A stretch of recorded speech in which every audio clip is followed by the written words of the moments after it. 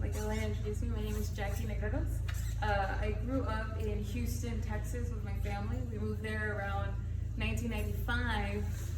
But when my parents got married and immigrated to the United States, so we lived in New Jersey for like a blink of an eye before heading out to Chicago. And really, it's one particular memory in Chicago that I would say really was the impetus, the launching point for the work that I make now. And so for me, the biggest question growing up has always been, who am I? That question haunted me all the time because I could never really quite figure out, well, what does that mean? Who am I, right? Like on paper, Jaki Negreros, I'm always honoring parents, but it was always much more comfortable with Jaki. And in my home life, we lived a very different, much more familial life, private, speaking in Spanish, right? Versus my much more public life, going off to school, going to the store, speaking in English. And so even as a kid growing up, that was always really difficult to balance. But coming back to Chicago, my parents love to cook. Cook is their love language. It's how they communicate to myself and my siblings, like, I care about you, I love you, like, eat something, right? And so one such day in Chicago, I mean, I couldn't really even tell you what, but I do fondly remember my dad wanting to prepare barbacoa de chivo for us, which is basically like goat barbecue. Think about that. Traditionally, in the village that my parents are from, Zacapala, it's made by digging a huge hole in the earth, a pozo. And so that could be anywhere between 6 feet wide, 4 feet deep. It just depends on like how much meat you have, what are your accoutrements, are they like rice, beans, so on and so forth. Well, in Chicago, my dad thought like, there should be no problem in cooking this meal for y'all. And so, you know, he goes through the labor of digging out this hole, setting it up deep enough, putting in carizo, which is like these like stalks, right, to kind of give height, keep the meat away from the dirt. And so he's like figuring it all out, doing the thing. And then, you know, in this process, when you're cooking meat in the earth, what is gonna come out from there? Giant billowing plumes of smoke. And so, which, you know, for us cooking, that's very normal. But in the suburbs in Chicago, that's not a very normal thing. And so, you know, that day, you know, our neighbors were concerned. There was a lot of black smoke coming. They called the firefighters, and you know, it was a whole thing. And my dad was like trying to explain, like, well, I'm just cooking, and they were like, well, you can't do that here. And so sadly, that day we didn't get to eat our barbecue. My dad like had to put the fire out, and that memory has always like stayed with me. And coming back to that question, like, who am I, right? Like, how can I connect with myself, with my identity as like a Latina, Mexican American, Chicana? Like, there's so many like labels used for us, which again, there's not one perfect thing.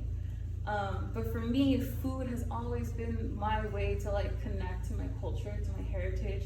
It's always been the way that my parents will like share their story of immigration, especially like my father, like when because he came here when he was a boy, essentially like 15 years old. And so food has always kind of been that like chain between us that like, oh, we're cooking together in the kitchen, we're making salsa, we're preparing like chivo, and then my parents will open up and ask. And so that's kind of been my avenue to like explore that question, like, who am I? And really kind of like, in a way, using those sort of food ingredients and kind of finding ways to like translate that into the work that I make. All right, the other really amazing thing about your work is the materiality of it, whether it's the piece behind us here, the veils, or the embossed rice prints. So can you talk a little bit about the materials and why you choose the ones you do and what kind of effect you're going for? Yeah, so my background is in printmaking. And so for those of you that may not be as familiar, printmaking is a very process-driven medium. And so I feel like in a very particular way, printmaking has like enabled me to see the world and materials in a very like nuanced sort of way. And so in particular, looking at the embossments, these on the left-hand side here, the florals, in addition to the rice ones on the back, for those of you that may be familiar with engraving or intaglio, uses a very similar process, but instead of using a matrix and ink to create an image, I use textures, and so Elena, if you will, there's like a little printing plate in the bag. Yeah, you just pull that out. And so for these, for example, I'm literally looking for different materials to emulate the sort of like texture that I want. And so these florals, for instance, they're really inspired by my grandmother's aprons. But unfortunately, fabric is really soft and it's not a great material to create a blind embossment with. And so a blind embossment, again, we're using a matrix, such as this one that I have here, but instead of using ink and pressure to sort of create that image, I'm relying on the texture of these sort of like objects to impress themselves onto that blank piece of paper. And so the image doesn't really become complete until the light comes in and bounces off of the surface. Like especially if you guys look at the rice embossments in the back, those are a similar process, but those are monotypes in that there's only one of them. They're unique to themselves.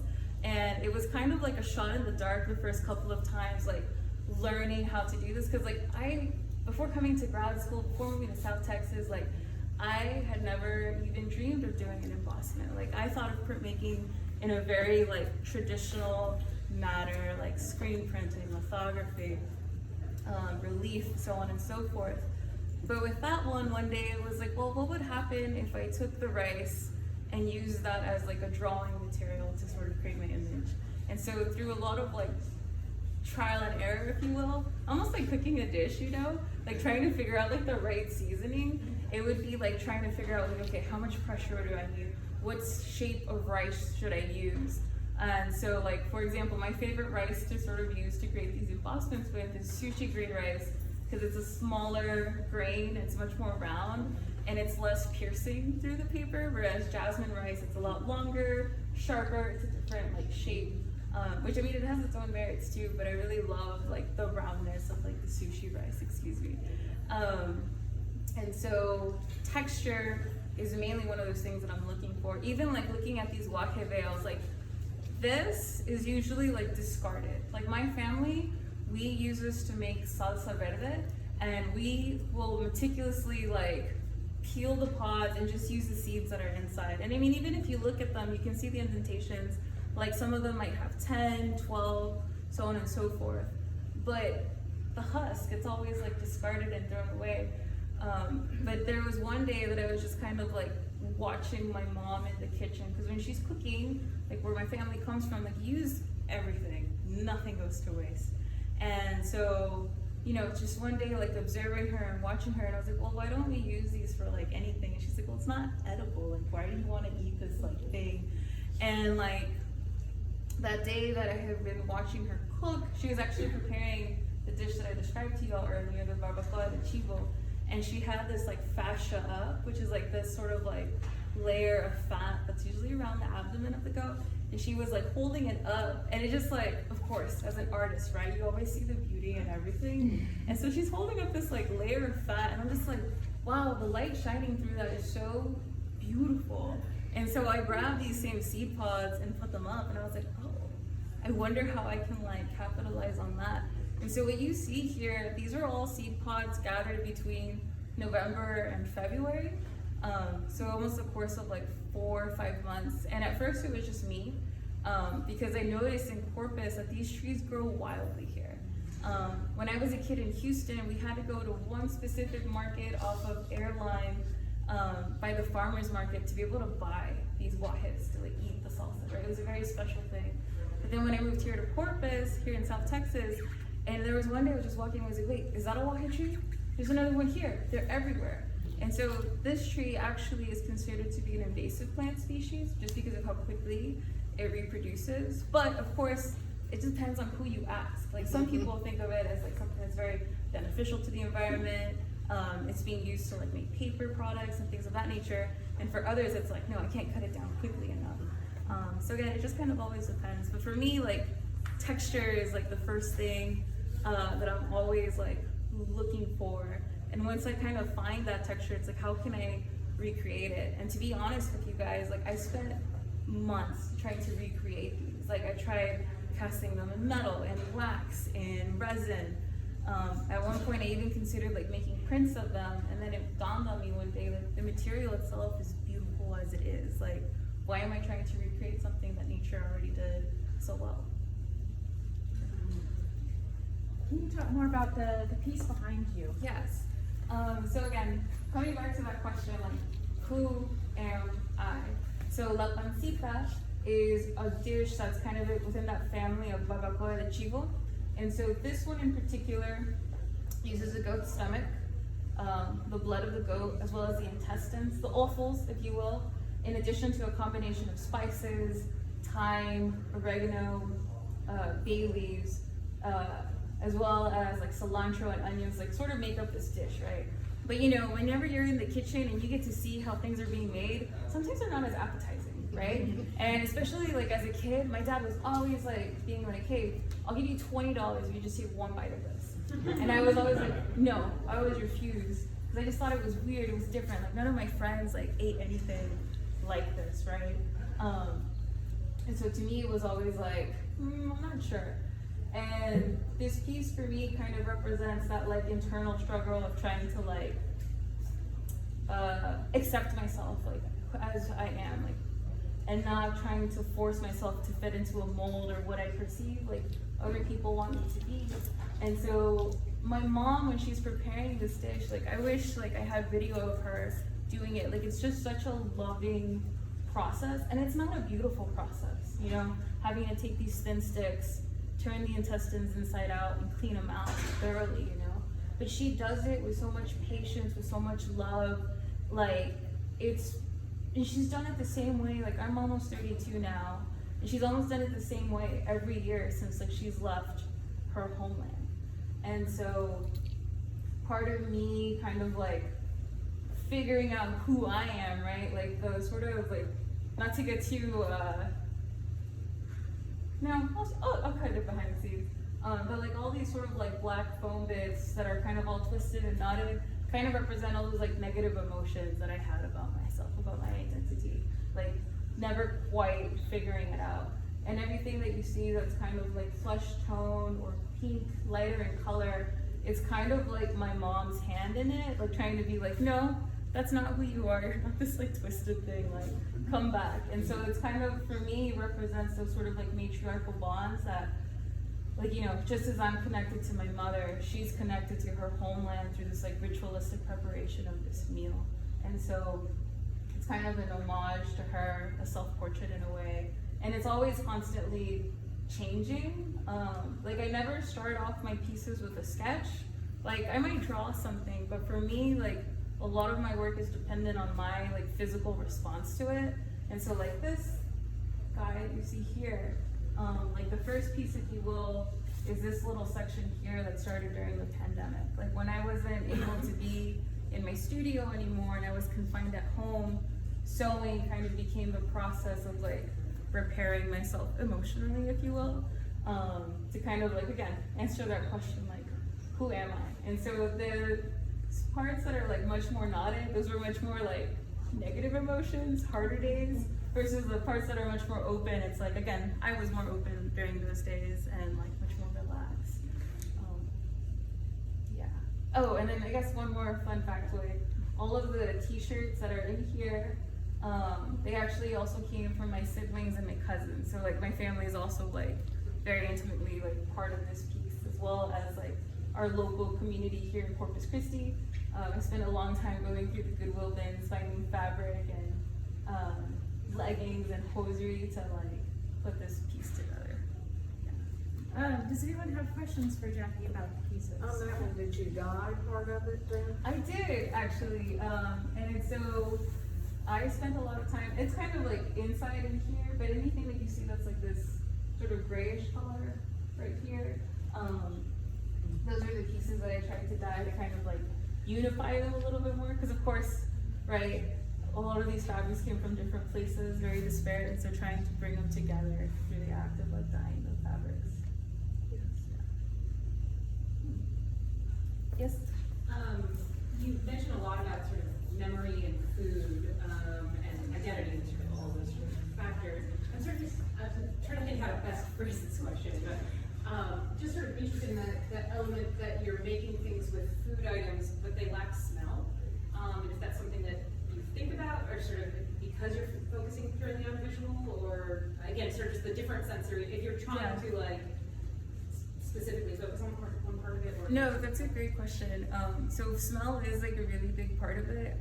I've shared this with Elena. Like my fever dream for the veils is to have a section where I have them fresh, the green pods, because it has such a delicate, earthy smell, if you will. And then having that sewn going into like the rest of the veil as it is. Because even these, like dried, like they don't smell quite the same. And of course, like if you go up to them and give them like a little sniff, it's not quite as like strong as it was like when they were like initially made, because it's like faded over time. But I would love an exhibition where I could incorporate smell as part of it. Previously, I had like a crock pot situation. But yeah, I've been like trying to figure out a way where it's less taxing on the gallery and like having to switch it out. But I'm working on like my own like sort of brand of scratch and sniff. Yeah. So, what the mesquite, what the beans are? Oh, so these in Spanish they're called guajes. In English, they're referred to sometimes as river tamarind, but it's very similar with like within that sort of like family. Because if you see like a mesquite tree, it has like a very similar shape. It's just the pods are different. So, is that tree growing in Corpus? Yes, this one grows in Corpus. Actually, like a lot of these seed pods that I got in my apartment complex, there's a whole like little grove of them that like grows out back. But majority of these I picked up off of like Ennis Johnson, Alameda, Santa Fe, downtown Corpus Christi. Like if you just go outside and look, like you'll see these like trees just kind of like in the most like obscure, unexpected spots. And for me, it's like such a pleasure. And if you'd like, I can show you a picture on my phone of what the tree looks like. So when you're out and about, you can see it. And you stitched those on the machine? I did. I stitched all of them on a machine. So once I gathered all of them, it was a question of separating the seed pods between like flat, wavy, curly, and then depending on when I got them too, their colors are different. So the ones that I gathered in October, November are a much more lighter tan color versus the ones I gathered in December and January. They're almost like the color of wet earth, like that deep dark brown.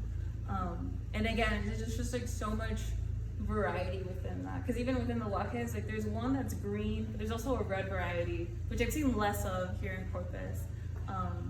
But yeah, even the colors are like a marker of like when they were picked up. Are they brittle? They can be. There are ones I found, at least in my experience down here, like once I get to February, like they're not as strong as the ones between November to December. Seems to be like the sweet spot. Have you worked with them? Have you incorporated them in other art pieces? I have like a sculpture that I'm kind of like working on, where I'm trying to bring printmaking back into it by like rolling ink onto the surface to kind of capture the texture, but they're not quite like where I envision them being, so they're still kind of like playing in my studio. Any other questions? You brought your mortar and pestle. I Is there did. something? So I brought.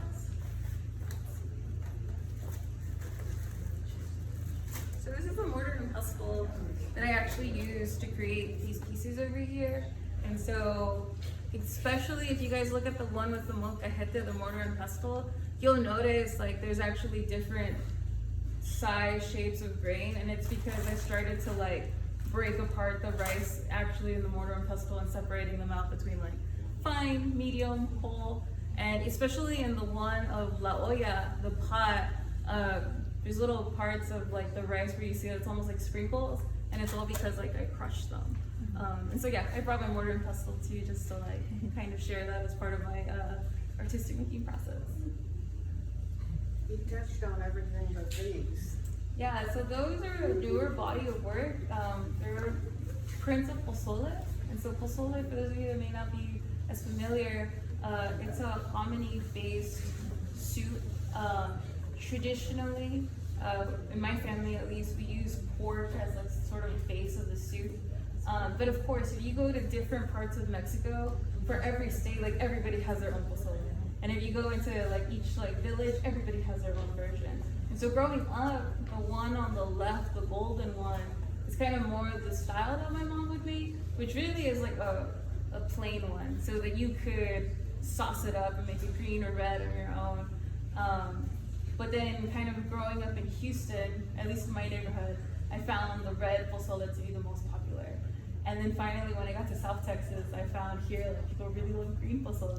And so it's one of those things that's just like, I love and cherish very much. And rather than make it into an embossment, like I try to really stretch myself to figure out like, okay, how can I make this food into a screen print and like break down those different sort of textural components, but maintain enough that you can look at it and like recognize it. Like I got so excited last week, y'all, when I was installing. People were like, "Is that radish? Is that an avocado? Is this lettuce?" And I was like, "Yes, you guys get it." And that's always rewarding too for me, like when the viewer gets to like kind of look at something and like recognize it. Is there anything you haven't touched on that you want to talk more about? I mean, really, the show is just like, it's a love letter to like my family, like, and well, really to myself, like figuring out like my identity, like as a 32-year-old young woman. And I feel like that opportunity would have not been afforded to me if I hadn't moved away from home and come to South Texas and really like figure that out for myself. And I think food, you know, rather than being something that like can be divisive, especially when questions of authenticity come up. Like I always hear that like, well, how authentic is like your Mexican food? But rather than like using, you know, authenticity as a word to sort of like create a border and divide, like I think the question really should become like, okay, how can we take these things and make them in a way that's like familiar and just share them with the people we love? Yeah. I'm just, did you make these to fit this space, or is the scale important, or when did you stop, or is it how many you had? So that was how many I had at the time. Yeah, so I was only limited just by what I had gathered at that point in time. But yeah, my fever dream again is like to go as high and as wide as possible. Yeah. Thank you. Cool. If you have nothing else, Jackie's gonna stick around for a few hours. I made her wear a name tag. Yeah. So if you have questions, please talk to her. Like I mean, I'm sure you've understood her work is incredibly interesting and just kind of beautiful. So I'm sure she'd love to answer questions and talk more about things. Yeah. All right. Thank you.